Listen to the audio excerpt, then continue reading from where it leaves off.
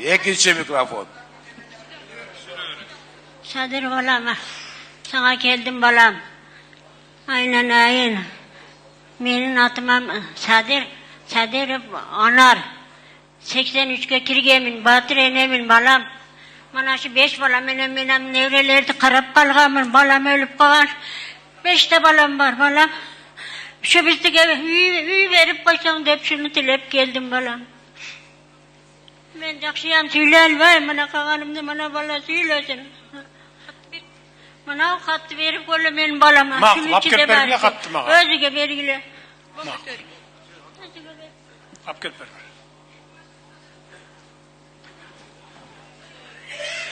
Katınızlar kaldı. Üçüncü mikrofon. Salamasız mı? Sadır Nurkocaevich. Men özümdün densolugum boyunca sizge gayrılığa to'g'ri keldi. Men Ismailova Nazgul, Mirzeki Ayıl hökümetinden men 2024-yılı Ulutluk Hospitalda operatsiya boldu. Menin ruhsatım yok. Men nomurtkam alıp koyuşup. Oşondan beri takır menden жақсы хабар алышпайды. Men mayıp bolup kaldım. Oşonun ayынан kuyonda mayıp bolup, bir үйдө 2 mayıp bolup kaldık. Sen kayaka varsan oşa var деп врачтар mağa компромиске келбей жатышат.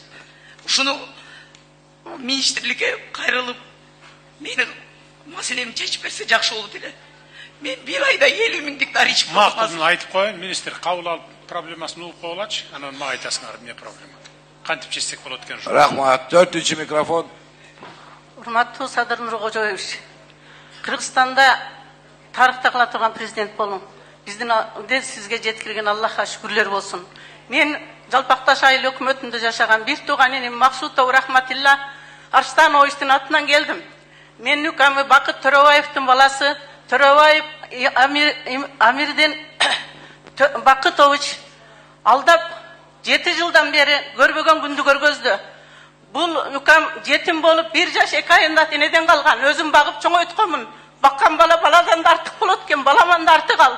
Ушул укамы жетим болуп жетирип кичине путуна туруп кайнагасын 80 сотуктей жерин Сарыташ чыккан жерин сатып алып $85 000 сатып алса, бул Бакыт Төрөбаевдин баласы койнуна кирип, коюн жеп, үйүнө жатып жүрүп алдап, ака деп байды чакырып, Кожомкуловдардын үй бүлөсү, Кожомкулов Рамазан, Кожомкулов Кубанычтардын ишканасына неме кылып, ошол жердеги таштын бардыгын өздөрү казып кеткен. Биринчи укам алдап 50%ке казабыз ака деген. Одан кийин 30% берем ака сизге десе, укам бечара ого дагы майлы деген. Уну адам ордуна көрбөй кийин, бунун колунан эмне келет эле дегенсип, укам бечаранын ошо алган ташынын бардыгын сатып алып кетишиптир казып, 1 сом дагы бербей. Укам ошонун айынан кредит алат. Кредит алып үйүн коюп, үйүн банк баалап алып атканын үстүнө эл ага тууган пул чогултуп үйүн ажыратып калат. Укам азыркы күндө 5 баласы менен талаада калды. Баласы окууга өттү эле, ушунун айынан Уфада окуган баласы окуудан айдалып келди. Азыр ушул сүйлөсөк, мен ошо Кожомкулов Кубанычтын Укаңызга айтыңыз, прокуратурага арыз жазып койсун. Прокуратура көңүл буруп карап коет. Маалыматыңыз болсо бериңиз. Бер микрофонду. Урматтуу Садыр Нуркожоевич, бул боюнча Уланма Кубанычтын атына кайрылуу келген. Ички иштер министрлигинин тергөө башкармалыгынан биз бак текшерүү жөнөткөнбүз. Текшерүү жыйынтыгы боюнча лицензиядагы гос актагы Кожомкулов Кубанычтын атына чыгарылган экен. Ал жерге Төрөбаевдин карьерге тиешеси жок экен баласы. Текшергенбиз аны. Анын тиешеси жок экен. Тиешеси жок деп эметтик. Кагаздан бар алчы. Алып келчи, катын алып келчи бери. Катын мага алып келип бергиле. Болду, түшүнүктүү. Мен көңүл буруп карайм муну. Териштирип чыгам. Рахмат. Birinci mikrofon. Assalamu alaikum hurmatlı prezident. Kandayız, жақсыбы? Жақсы. Hurmatlı prezident. Ben gelgenim şu Жалпақташ elinden sizge öte çok rahmat aytayın dep geldim. Bayağında siz bizim elden demilgesini kolduğun jol büttü. Bu da kalasın al yerde esli özgünlükler olsa bilet bizim elge kız vermeyiz dep kaldı elde. Çında öyle jol jamandığından da oşol jol büttü. Sizge öte çok rahmat. Rahmat. İyilik bolsun, ak jol toy jol bolsun. кырсыгы жок жүргөн жол болсун. Hazır elimiz şu sizlerdi görüp, memlekette bolup atkan işlerdi görüp, biz ötte kattı iş, aksakallar işçara ötkürüyoruz özümüzün elimizden düşündürüşler. Köp jaktan kolda otatacağım memlekette. Uğatsanızlar gerek ha. Bizde köptögen işlerdi ellik salımlar bile bütürüyoruz. Oşol yerlere bizde aksakal, Reşbalkon bolup жүрген aksakal turat. Bütele toprak yolda, bizde Özgön'de, Kurşap'ta, Jönököy, Kravini yol koruşta eke sığınmay. Tantkeni, Jaksınakay taşınız var, bir o gravi jokende, prema öte alıstan taşıyız. Buna bugün günler polnus toşol aylalar yollarımızda eldik salım menen. Jarımın hükmet kılat, hükmet menen el birlikte. Intımaqçılıkta şunday köptөгөн işlerdi atkarıp otar. Kütü oturbayla taza suların özleriyle atkarıp otar. Mınандай oğurup kalgandardı men işlep siz balki muqqandırsız. Bizden Жалпақташта bir kat doğurgan 30-40 bin dolardı eldin ıntımaqçılık şunday 3-4 günde уже jönöt koyup atışat. Şunday ıntımaqçılıkты bugün dаңызылайын деп келдим. Биздин Özgöndүн да калган жагына жуксун деп. Анан экинчи bizde bir кичине проблема var. Ошондагы bir sizge şunday demilgелүү eldi дагы bir жолу колдоп коюңуз деп суранып. Бергиле. Bilede, men okugan mektepten aralığı 4 kilometre olçu. Hazır al yerde жаңы mektep var, 11 yıldık. Bирок азыркы жаштар барбай коет экен да, барбай коет 9 жыл болуп калыптыр. Мен жашаган айылга жакында башталгыч мектеп ачканбыз, жакында эле şu Каныбектин кезинде эле башталгыч мектеп ачканбыз.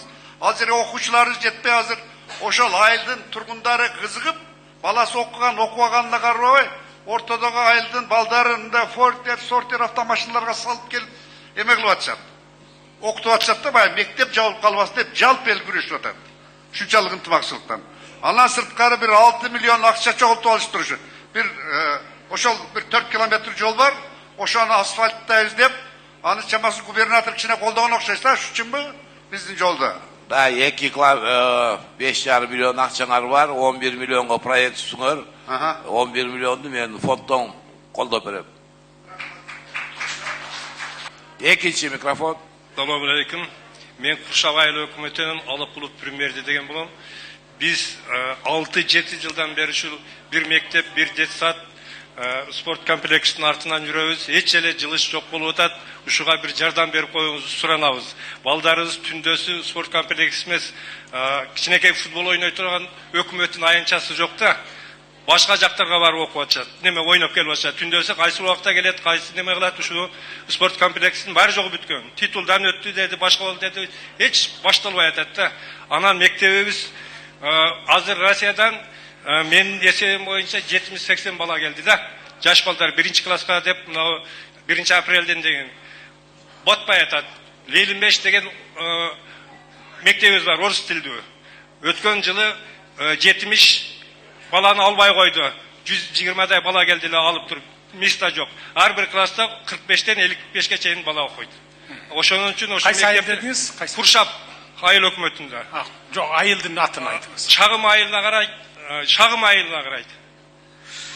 Шагым деген айылга карайт. Канча кожолук турат? Нурдан барбы карап көрчү мектеп?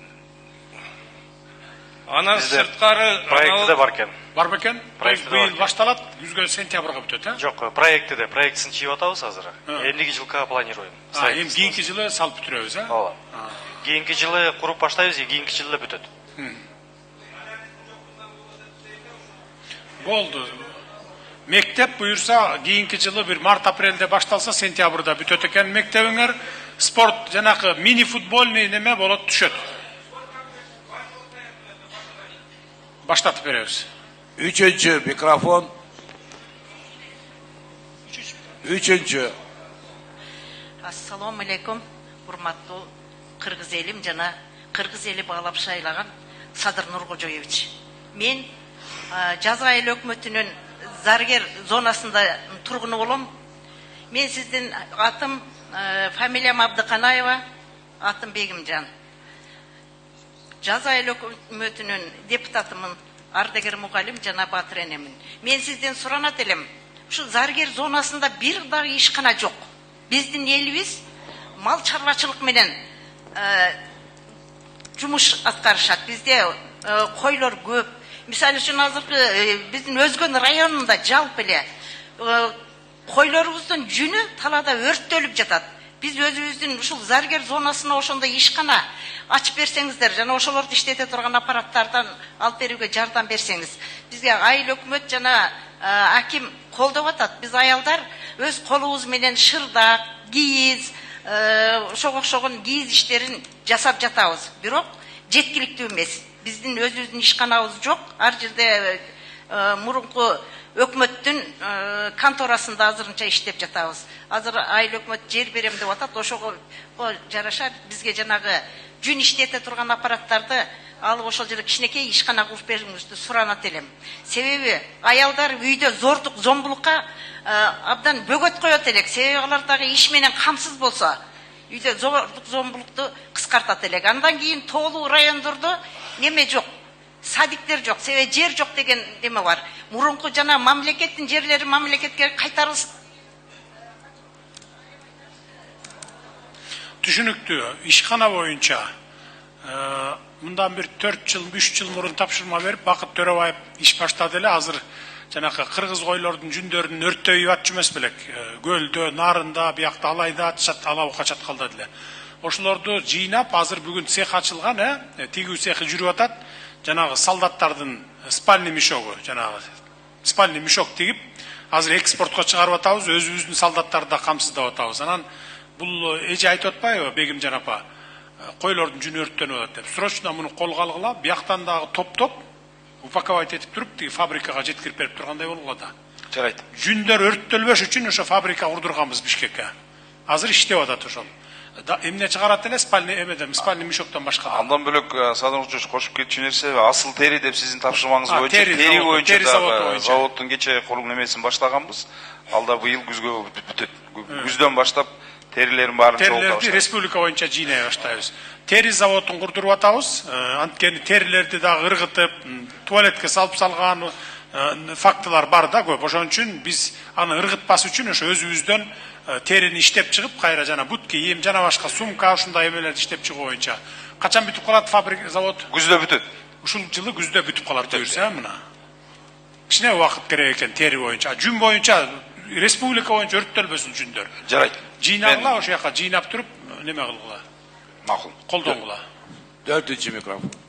Саламатсызбы, урматтуу Садыр Нуркожоевич. Биз мына Ош областынан Кара Суу районунан келдим, атым Болот.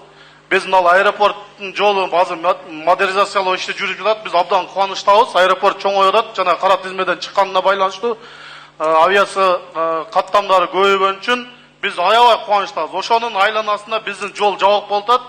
Биз ошол жолду баягы план иштер боюнча жанагы айылдын бир айылдын аралап өтөбүз, ортосунан өтүп атабыз да, ошол айылдын бир чекесине жол ачып беребиз деген ойдо кайрылып атабыз. Биз губернаторго да кайрылганбыз ушул боюнча да. Карап көргүлө.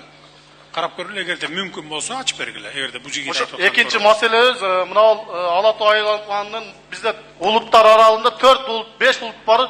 Ошонун арасында бир мини кичи футбол ойной турган аянтчабыз жок да. Урматтуу Садыр Нуркожоевич. Ошонун көчөлөр Мөнөк айылы, Кара Суу району Ала Тоо айлап кетти. Бөлөк айылы? Да. Бөлөк айылы. Мөнөк айылы.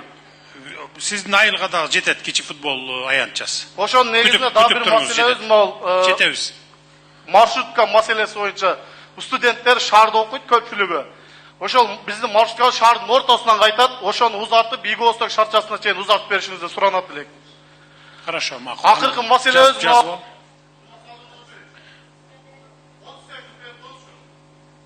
ушул маселе боюнча мына жер, мына Бакыт Төрөбаев менен дагы ушул маселе боюнча мына жер үлүштү иштетебиз, пакта эгебиз.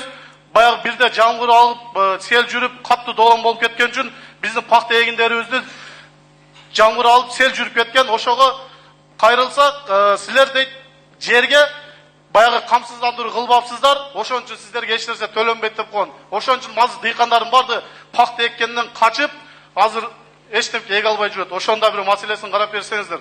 Камсыздандырууну биз биринчи жолу угуп атабыз, жер маселеси боюнчачы, үлүш жердин боюнча. Ошол да чечип Мини футбол боюнча ар бир айылга мини футбол курулуп келатат республика боюнча. Да бир 2-3 жылдан кийин бир дагы айыл калбайт, жаштарга ошол мини футболду аянтча куруп берип атабыз, баягы түнкү жарыктандыруусу менен. Анткени айылдуу жергесинде күндүз кечке иш болот, кечинде мал тейлөө болот дегенден, анан мал тейлегенден кийин бошто бар тең эле. Биздин балалыгыбыз айылдан өткөн билебиз ошон үчүн. Ошон үчүн ар бир айылга азыр Баткенден бери башталды окшойт. Алабука, Чаткал, дан баштап бери карай бүт областтын центрине чейин ар бир айылга, бир дагы айыл калбайт. Буга биз мамлекеттен акча бөлгөн эмеспиз. Буну жанакы инвесторлор анан биздин өзүбүздүн ичибиздеги демөөрчүлөрдүн күчү менен куруп келатабыз аны. Рахмат. Биринчи микрофон Аксакал. Урматтуу президент, мен аты жөнүм Эркинбек, пенсионермин, Жалал-Абад шаарынан келдим. 6000дей плюс-минус 6000дей адамдын атынан келдим.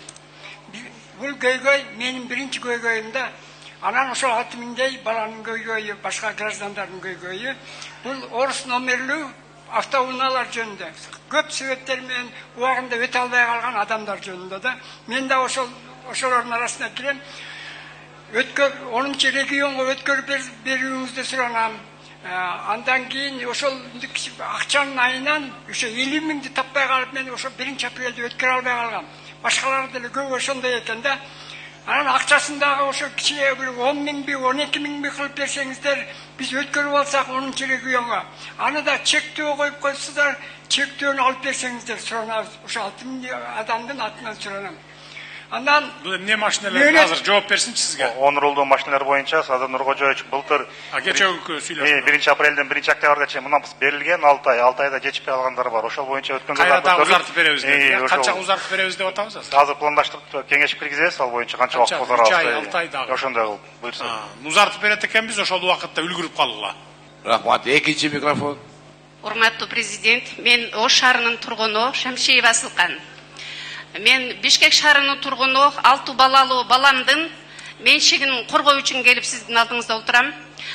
Бул балам өзү мындай, бул жерди сатып алган, мыйзамдуу түрдө, документи бардыгы толук 100% мыйзамдуу.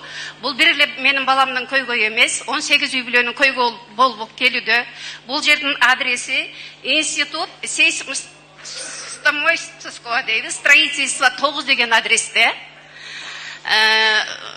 Анан бул жерде 18 үй бүлөнүн көйгөйү болуп келатат. 18 үй бүлөнүн ичинен 15 үй бүлө эч кандай курулуш кура албай ушул мезгилге чейин ушул көйгөйдүн айынан таза боюнча турат. А 2 үй бүлө жетишип калган үй салып азыркы учурда жашап жатат. Ошол 2 үй бүлөнүн ортосунда менин баламдын жери. Бишкек шаарындабы? Бишкек шаарында. Бишкек шаарына мэрге кайрылыңыз, арыз жазып коюңуз, анан ошол мэр өзү кылып атпайбы муну? Мэр ушул токтомду жокко чыгарып бериң деп талап кылып атат соттон. Биринчи административдеги сот Эшалиев акыйкат чечим чыгарып, ушул эл тарапка чыгарып берген. Андан кийин шаардык соттагы ушу эл тарапка чыгарып берген. Менин атыма кат жазып коюңуз, анда мен толук. Сизге биз жүздөгөн, ондогон каттар жөнөттүк, эч кандай үнүбүз жетпегендиктен аргам кетип ушул жерден кабыл алып туруп билчи, тактап билчи. Бул эки тарабы бар да немен, жер боюнча. Мунапуска чейин, мунапустан кийин жанталашып сала койгондор бар да көбү, баягы мурун салып алгам деп шылтоо менен деп ошондой. Эми эки тарабы бар да, мен эки бети бар. Кабыл алып ук, анан кийин айтасың мага. 3. Урматтуу президент. Үчүнчү микрофон. Урматтуу президент, мен атым Чынара.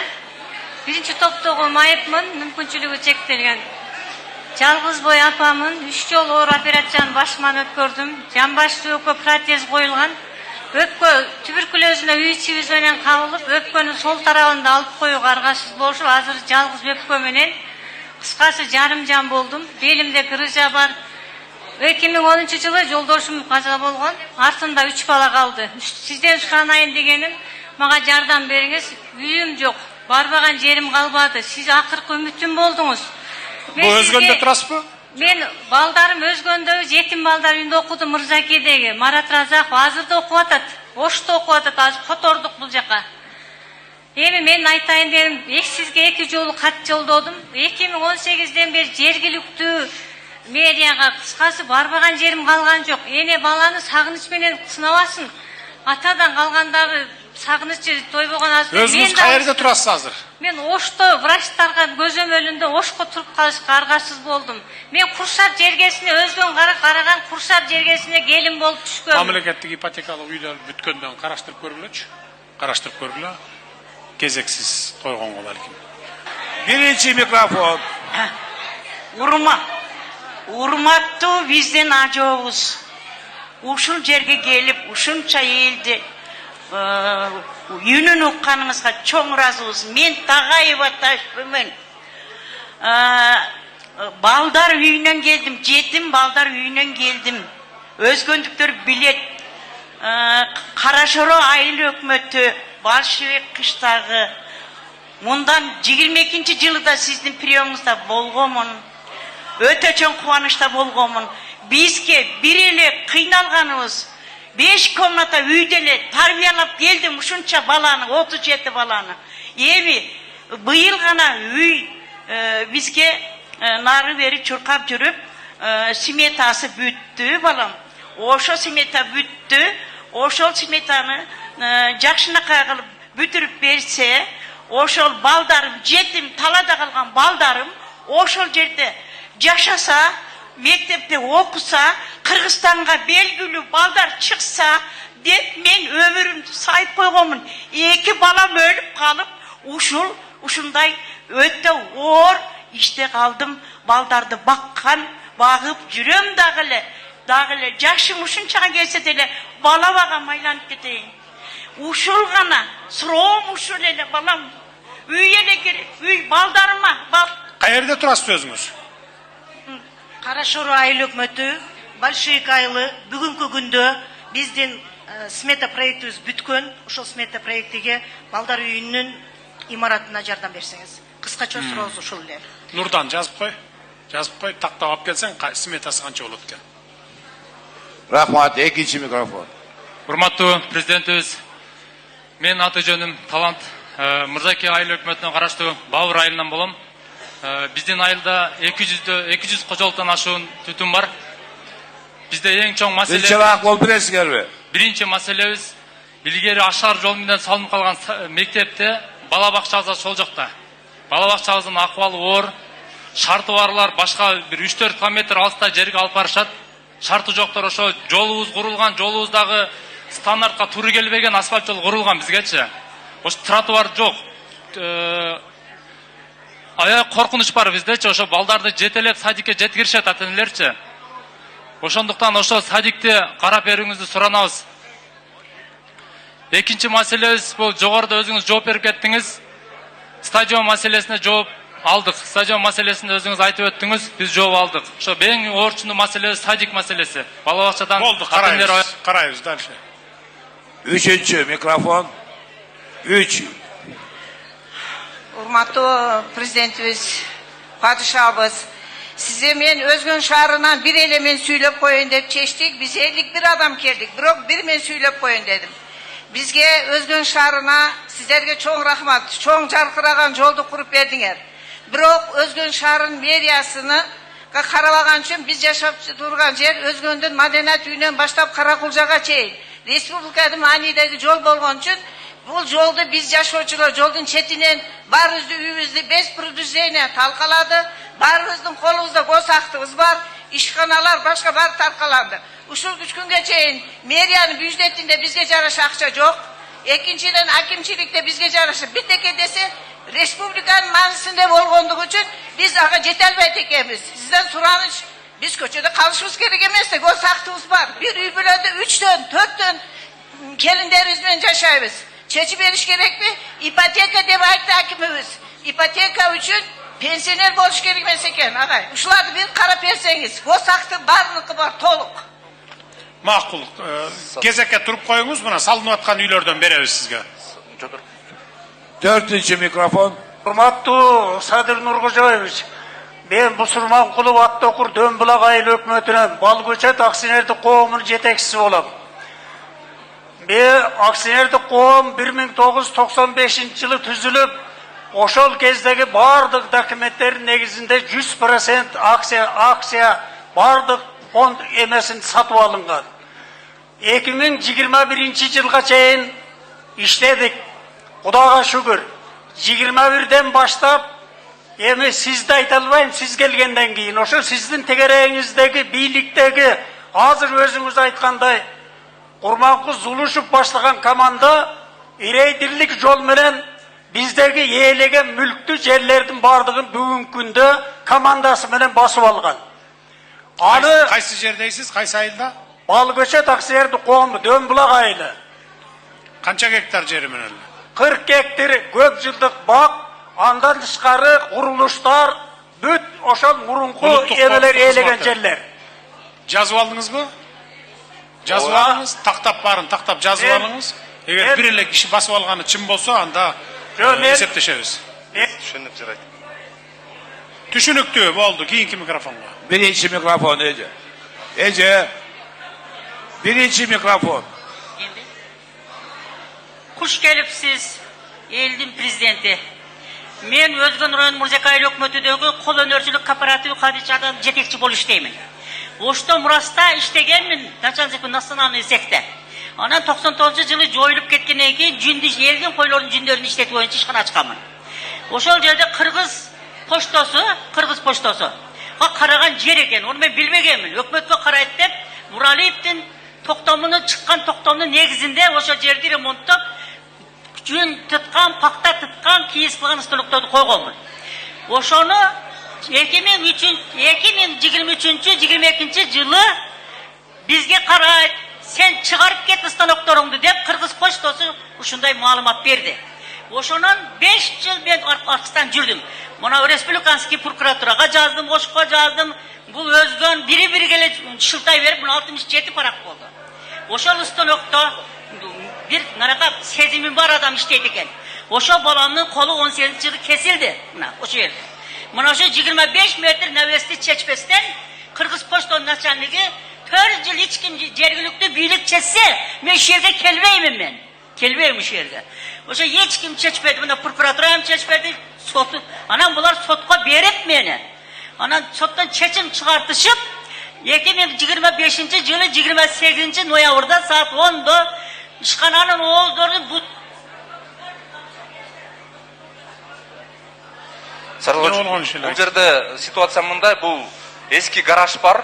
Eski гараж бирок ошол Кыргыз поштасынын балансында, ошолордун мамлекеттик менчиги bu эже убактылуу кирем деп ошол жака кирип алган, өзүнүн оборудованиясы эски, бирок ал жерде МЧСтин кортусу турат, эскилиги кулап кетет, чыгыш керек деп.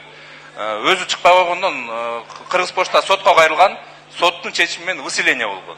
Мамлекеттин мекемеси. Мамлекеттик мекеме. Bu эже ошол жака кирип алып чыкпай койгон. Түшүнүктүү. Кийинки микрофон. İkinci mikrofon. Саламатсызбы, урматтуу Садыр Нуркожоевич, куш келипсиз биздин күнөбүздө өзгөн жерибизге. Садыр Нуркожоевич, мен айылдык кеңештин депутатымын. Мына биздин Жазы дарыясын билесиз да, Нугунчу. Ошол жерде жылда каналга суу киргенде, мурун лесхоздун жерин жеди, азыр уже үлүш жерлерди жеди, где-то бир 10-15 гектар жерлерчи. Азыр жылда суу киргенде ошол жерге дагы жерлерди суу жей турган коркунучу бар да. Анан мына жергиликтүү администрациядан жакшы аракеттер болду. Булардан деле ошо тиешелүү жерлерге мекеме ишканаларга каттар жөнөтүлдү, бирок ошодон жылыш жок да. Эми буларды билебиз. Акимиятты, өкмөттү чама-чаркы жетпейт да, ошо өзүңүз жардам берип, мына МЧСке тапшырма берип, ошол жерлерди барып, элдердин үлүшүн жеген жерлерди мындай дамба кылып, жакшы бекемдеп берсеңиз, элдин негизги суранычы ошол да.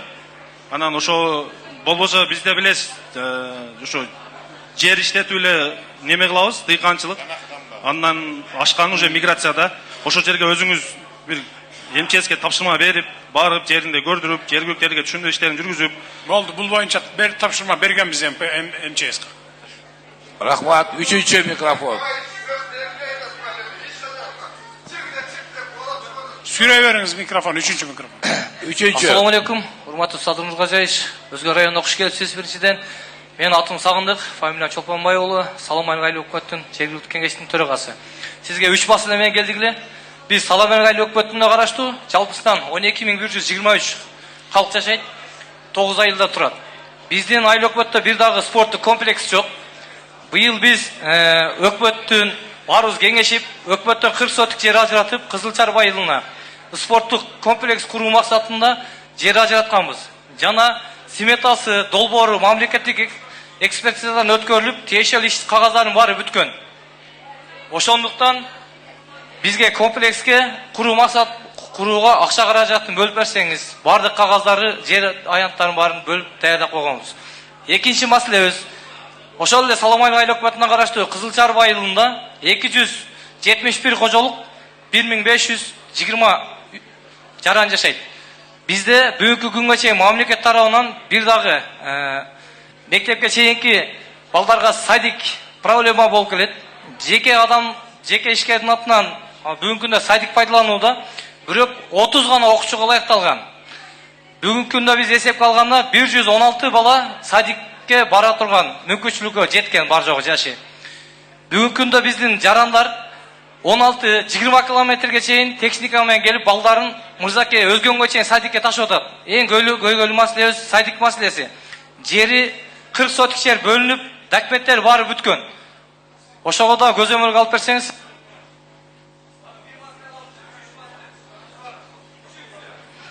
Bir müddet berip koşarız. Sadır Nurkocayevич, 12.123 kalktı teylöçü bizde Salamay ayılığında Minizraf'a ötken больница var eski. Bizim больницада bugün 6-7 kızmatkер emgektenet. Bürök bizde birinci jardam көрсөтүү аябай көйгөйлүү маселе болуп келет. Biz birinci jardam көрсөтүү кыйын. Өзгө районуна чейин 30 километрге чейин келебиз. Ошого бизге bir скорый маселесин чечип берсеңиз, сон bir көйгөйлүү маселени чечип берген болот элес. Gelgen skorulardan biröөнү бересиңер. 4-cü mikrofon. Kaysylayыл экен. Урматтуу Садыр Нуркожаевич, сизден өтүнүчүм бар эле. Менин атым Гүлбери. Сизге кат түрүндө гана жазып өтүнүчүм. Бербейгиле бер. Апкелчи Давран катты алып келби. 2-ci mikrofon. Саламатсызбы, Садыр Нуркожаевич? Мен Өзгөн районунун Куршап айыл өкмөтүнүн Микрофонго жакыныраак сүйлөңүз. Куршап айылынын тургунумун. Фамилиям Бердиева Замира. Мен ушул келгеним себеби менин апам Ош областы, Жалал-Абад областы, Баткен областына чейин апардым. Алым жеткен жерге чейин. Бирок азыркы убакта ооруп жатат. Мага сиздин жардамыңыз керек. Өз көзөмөлүңүздө Бишкек шаарына больницага жаткырып, өз көзөмөлүңүзгө алып берсеңиз, экинчиден финанс жагынан мага жардам берсеңиз. Апамдын бир эле кызы, мен уул ордуна уулмун, кыз ордуна кызмын, уул жок. Менин колумда. Азыр чогулуштан кийин министрге жолугуп, байланышып коюңуз, анан жардам беребиз. Так, тетигил немелер, кат берем деп күтүп тургандар. Микрофонго кезегиңер жеткиче чейин күтпөй эле берип жибергиле каттарды. Давран чогулуп келгенче каттардын баарын. Саламатсызбы, урматтуу Садыр Нуркожаевич. Сиздин сабырыңызга дагы жанакы спокойный бар жоту кабыл алганыңызда рахмат да. Ушунча элдин ушу ызычууда. Эми мен эмне деймин? Бизде элдердин эки түрү болот экен, бирөөсү бер дейт экен, бирөөсү беремин дейт экен деп Алла Таала ушуну жаратып коюптур. Эми биз бир десен сурайлы. Кадрлар деле Кудайга шүгүр мына акимдер, жер-жердеги өкмөттөр колунан келче тырышып иштеп атат. Бирок эми ушулардын колунан келбегени бар экен. Мен мына жол транспорт министринен болсо ошого бир немен бар эле. Бизде Куршап 5 айыл өкмөтү биригет, базар ошол жерде, мал базары ошол жерде, больница ошол жерде. Азыр жол пробка болуп калды. Каждый день пробка. Гаилер айылды için карабайт, алар трассада турат, себеби скорость көбөйүп кетпесин деп. Ошон үчүн азыр мындай болуп атат да. Транспорт министри, мен баштагы курултайда барганмын. ОЗК айтып макул деген ошол жерде. Самсакана, мантыкана, ашкана, магазиндерди куруп алган. Анан ошол жерде тротуардын барьерлери кеткен дагы үстүнө машиналар минип алат. Birinci klastagı giyiregen bala suмканы sütürüp trassa менен кетет да. Ошол жерде бир келип мына центральный көчөнү айтып атасыз? Центральный көчө. Минтранс карап койгула. Жооп берчи. Бул Садыр Нуркожоевич жалпы эле республикада центральный жолдун жээктерине жана коммерциялык объектилерге уруксат берип атат. Аны биз берген жокпуз, жергиликтүү бийлик. Жок, тротуар барбы? Тротуар болуш керек да айылдын ичинде, шаардын ичинде. Ошол мисалы тротуар бар болгону менен коммерциялык объект болуп, машиналер токтошунун баары жабылып калып атат. Бул бир эле куршатта эмес. Тротуардын үстүнө чыгып кетип атчабы? Бир эле куршатта эмес, мына тиги өзгөндүн өзүндө башка жерлердин баары ошондой да. Ошон үчүн мындай жерлердин бардыгын иретке келтириш керек да. Тротуардын үстүнө чыгып алган коммерциялык комоктор болбош. Мен барайын ошо жерге, ал маселени карап чечебиз. Ошо жергиликтүү бийлик менен кошо чечиле турган маселе да.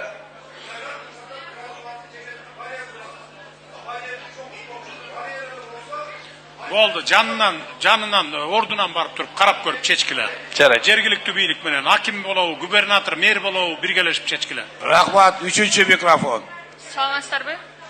Урматтуу Садыр Нуркожоевич, биз базарда фрукты сатып иштейбиз. Фруктылар Кытайдан келет да.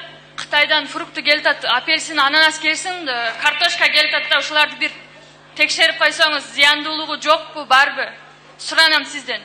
Лабораториялар бар эки өлкөнүн ортосунда. Ар жакта да, бер жакта да текшерилип турат ал. Рахмат. Текшерилип турат. Текшерилбей бир дагы продукты кирбейт, продукты питания. Зыяндуулугун көрдүм да, ошон үчүн дагы бир жолу текшерип койушуңузду суранам. Кантип көрдүңүз? Анализиңиз не то чыгып калдыбы? Же эмне болду?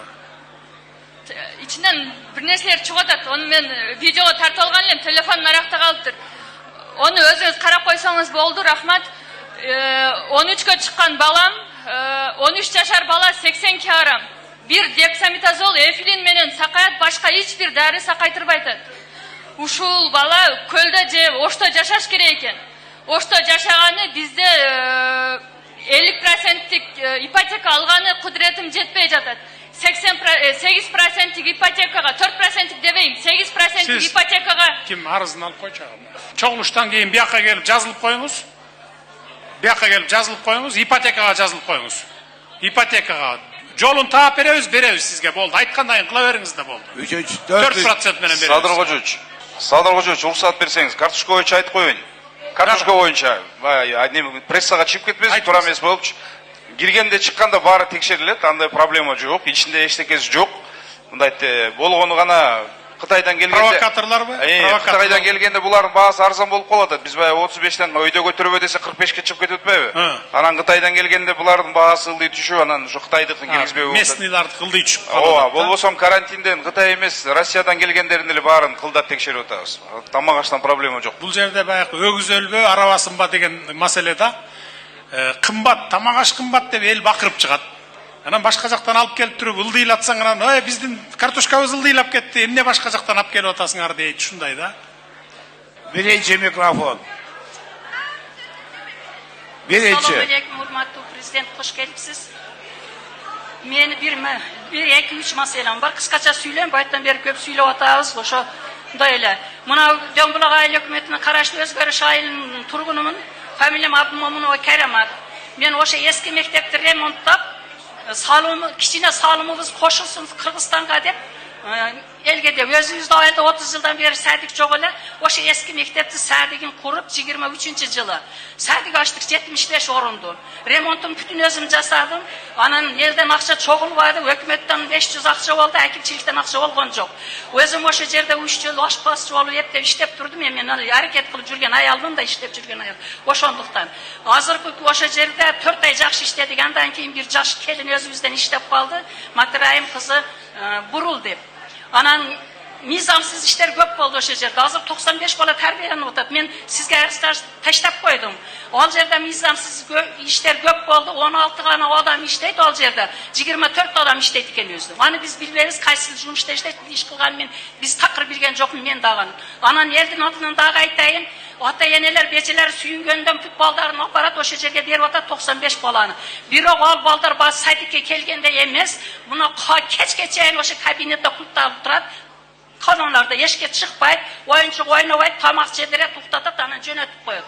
O'shani aytib turing, men chekelendim hozir o'sha yerdan. Meni surib chiqishdi. Ol kelindin qaynatasi, qaynonasi buni aykim yaxshi biladi. Bizga komissiya jo'natib baqirib chaqirib yurdi. Men necha siz ishlatmayotgan sol qizlar bunday dedi, kel shuni aytib qo'yayın desam, anan keyin ol bu yerda men 1 soatdalik qaytib bordim. Borguncha o'zini qaynonasi qaynatib Айтсаңыз маалымат бергилечи, неге? Садыр Нургожоевич, бул жерде эски имарат болгон туура. Убагында апа өзүнүн чөнтөгүнөн бир аз акча салган, жергиликтүү тургундар да салганда. Анан эми бул жерде мен акча салдым деп ушул садиктеги жамаат менен келишпестик болгон. Алар келип эметкенден кийин биз жеринде барып чогулуш кылсак, жамаат бул апага биз да акча бергенбиз деп квитанциянын баарын көргөзүп, бул апа андан кийин жумуштан өз калоосу менен чыгып кеткен жамааттан. Азыркы учурда ал жерде капложение кирди, жаңы бала бакчанын курулушу быйыл башталат буюрса. То есть эскиси снос болот дагы, жаңысы башталат. Курулат. Быйылгыга кирди беле? То есть күзгө чейин бүтүрүп беребиз, сентябрга чейин. Канча орундук бала бакча? 120, хорошо. Түшүнүктүү болду. Рахмат. Экинчи микрофон. Урматтуу президент, мен Төрткөл айыл өкмөтүнөн келдим. Фамилиям Махназаров, атым Мамат. Сизге бир эки эле сурообуз бар. Биринчи, элдин ушу өтүнүчү атайырдан кийин Төрткөл айыл өкмөтү болуп, мурунку жылалда айыл өкмөтү бирикти да. Бүгүнкү күндө ушу эки айыл өкмөтү бириккен болсо дагы бир жакшыраак бир маданият үйүбүз жок да. Сизден сураныч ушуну. Айыл өкмөттүн бюджети ага жетпейт. Сиз ушу мамлекеттик бюджеттин эсебинен бир болот, келечекте болот. Маданият үйү да болот, спорт сарайы да болот. Бардыгы болот. Спорт комплекс болот. Биз Кароол айылдык кеңешинин депутаты Камбардинов Акынбек. Бизде Кароол айыл өкмөтүндө 20 000 калк жайгашкан. Кара Дарыянын боюнда жашайбыз. Ошентсек дагы бизде Садыр Нургожоевич таза суу маселеси дагы деле көйгөй алып келип атат. Анткени бизде таза суу бул 60-жылдары жасалган боюнча. Кайсы айыл дедиңиз айылыңыз? Кароол, Шералы, Мырзарык. Айылдын аты. Кароол айылы. Кароол айылы. Кароол айылы. Жазып койдум. Айыл өкмөтү.